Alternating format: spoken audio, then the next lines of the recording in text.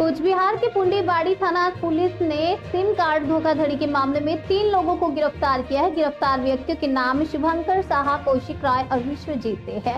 कुछ दिन पहले स्टेट साइबर क्राइम विंग ने कूचबिहार पुलिस को एक सूची भेजी थी जिसमें कई ऐसे सिम कार्ड की जानकारी थी जो साइबर धोखाधड़ी में इस्तेमाल किए जाते थे। साथ ही उन लोगों के विवरण भी थे जो ये सिम कार्ड बेचते थे।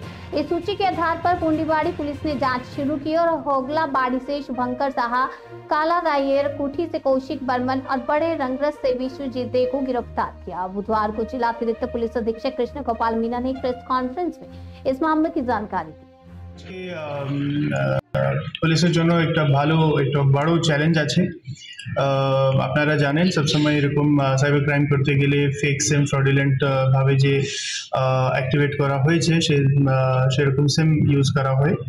তো সেটা নিয়ে আমাদের কাছে স্টেট সাইবার ক্রাইম উইং থেকে একটা লিস্ট এসেছিল যেখানে অনেক ফেক সিমের ডেটা ছিল, যে সিমসকে নিয়ে অনেক সাইবার ক্রাইম করা হয়েছে। ওখানে কিছু পিওএস এজেন্ট যারা সিম দেয় ইস্যু করে ওদের নামও ছিল।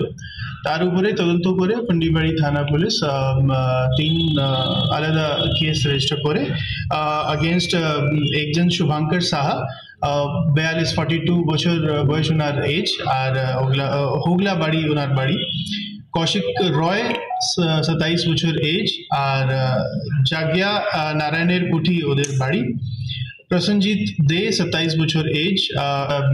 সিম ইস্যু করা হয়েছিল, অনেক সিম করা হয়েছিল কিন্তু একটা কেস আমরা আপাতত করেছি আর তার উপরে আমরা অ্যারেস্ট করতে চেষ্টা করছি। তো আপনার আইডি ব্যবহার করেন, আপনার আইডেন্টিটি প্রুফ আধারও হতে পারে, প্যান কার্ডও হতে পারে বা ভোটার আইডি কার্ড হতে পারে, যে কোনো আইডি যখন আপনি ব্যবহার করছেন ফার্স্ট আপনি কোনোদিনই সফট কপি শেয়ার করবেন না। যদি যতটা পসিবল আপনি ওর হার্ড কপি শেয়ার করেন যেখানে দরকার আছে সিম নিতে গেলে বা আর কোথায় যেখানে দরকার থাকলে সফট কপি শেয়ার করতে আপনি অ্যাভয়েড করবেন।